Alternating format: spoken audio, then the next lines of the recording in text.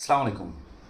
আমরা জানি যে যাতায়াতের মাধ্যমগুলোর পূর্বে বাই বসে, যেমন by plane, by air, by bus, by car, by taxi, by train, by launch, by ship. Okay, কিন্তু এই যাতায়াতের মাধ্যমগুলোর পূর্বে যদি কোনো ধরনের ডিটারমাইনার বসে, যেমন ডিটারমাইনার কি article, demonstrative, positive, quantifier, number বসে, তাহলে তাদের পূর্বে অন বসে। এক্ষেত্রে আরেকটা পার্থক্য আছে, যেমন অন দ্য ট্রেন হতে পারে, অন দ্য প্লেন হতে পারে, কিন্তু in the car, in the taxi হয় কেন?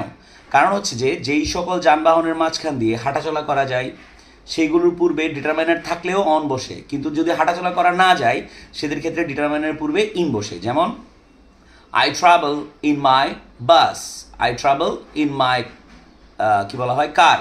এই দুই ক্ষেত্রে দেখা যায় যে ইন মাই বাস হবে না, কারণ বাসের মধ্যে হাঁটাচলা করা যায়, সেক্ষেত্রে অন মাই বাস হবে, কিন্তু in my car it's correct. So যেই সকল যানবাহনের মাঝখানে হাঁটাচলা করা যায় তাদের পূর্বে যদি ডিটারমাইনার থাকে তাহলে তাদের পূর্বে কি বসবে? ইন।